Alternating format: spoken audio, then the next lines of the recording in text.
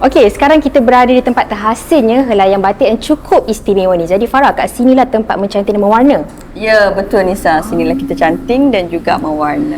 Okey Farah, apa yang paling saya suka pasal corak batik ni lah kan, dia karya yang halus. Dia tak sempurna, tapi ada keindahan tersendiri, betul tak? Betul. Okey, eksklusifnya untuk koleksi kali ni, untuk setiap helaian tu ada sentuhan yang berbeza. Jadi Farah, boleh tak saya nak tengoklah macam mana cantik nak mewarna ni, boleh tak? Boleh.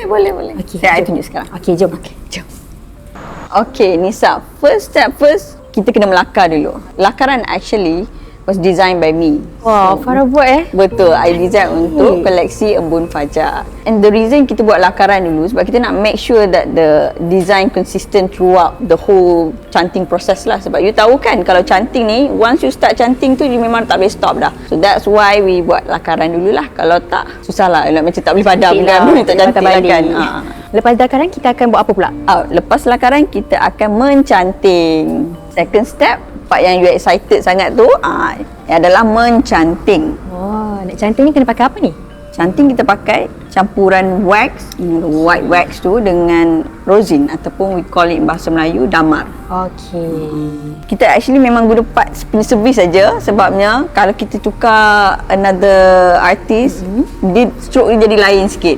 So that's why we try to be consistent dengan one artist saja. But you know, parts happy doing what he's doing, kan, betul tak Pak? Pada berapa tahun dah? 12 tahun dah kan? Pada 12 tahun dah. So we memang hire part sebab kita tahu dia punya quality of work tu. Sebab dia memerlukan skill and talent. Nampak tak, untuk proses canting ni saja memang perlu detail yang sangat tinggi lah.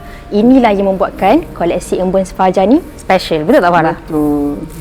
Next step kita akan mewarna. Ni my favourite part pula. Okay, favourite Farah, jom. Yeah, favourite I.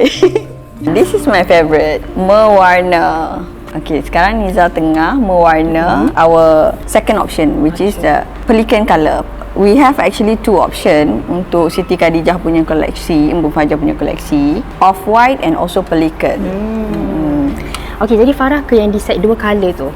Yeah, I yang decide, tapi we actually lay out a few option for the collection, but then we decide to go for the best two of that colour. Okay, kalau kita close up dekat sini, kita secara dekat, colour dia ni ada dua tone. Sangat-sangat cantik, dan two tone ni sebenarnya yang membuatkan corak dekat batik ni nampak lagi naik. Betul tak? Betul. So after we finish all the motif ni, nanti baru kita akan colour background pula. Okay, Farah, lakar dah, canting dah, warna pun dah. So next step apa dia? Okay, next step I show you. Nisa, ni lah proses seterusnya. Ada a few step untuk proses ni. Kita akan matikan colour dengan sodium silicate. So function sodium silicate ni kita adalah untuk lock colour into the fabric. So dia ambil masa dalam 4 jam macam tu lah. Lepas tu kita akan rebus pula untuk remove all the wax yang kita canting tadi tu. Lepas tu barulah kita akan basuh, bilas, bagi dia macam, so what you see here nanti dia akan jadi putih lah. So all the wax tadi akan dah gone, dan kita akan keringkan lah. So the whole process will take about 9 to 10 hours macam tu. Wah Farah, dia satu proses yang sangat-sangat menarik. Sebab apa tahu, saya tak pernah tengok secara live. Jadi bila Farah kongsikan ini, rasa macam teruja jugalah untuk share dengan semua orang kan. Jadi terima kasih juga Farah sebab bawa Nisa tunjukkan proses dari awal sampailah dah siap kering semua dengan Nisa. Terima kasih. Saya pun tak sabar nak tengok hasil daripada Siti Khadijah nanti. Jadi untuk proses yang terakhir, kita akan pergi ke proses menjahit di kilang Siti Khadijah. Sekarang kita dah pun sampai di kilang SK, di mana fabrik yang dah siap tadi, kita akan melalui proses yang seterusnya, iaitu menjahit dan menampal batu. Jom kita tengok.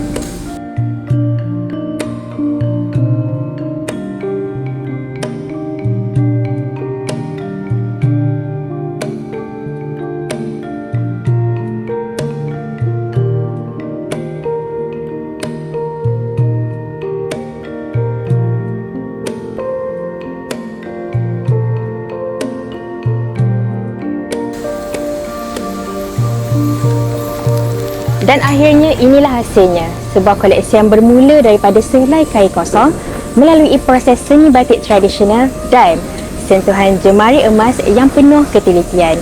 Di episod yang seterusnya, family SK akan lihat sendiri pelbagai koleksi yang menarik yang mempunyai keunikan yang tersendiri. Jumpa anda di episod 3. Embun Fajar menjadi lebih istimewa kerana ia lahir daripada pertemuan dua dunia. Kepakaran Siti Khadijah dalam menghasilkan telekung dan pakaian berkualiti tinggi selama ini bertemu dengan sentuhan seni kontemporari daripada seorang seniwati yang kami sangat kagumi, Puan Farah Mohan.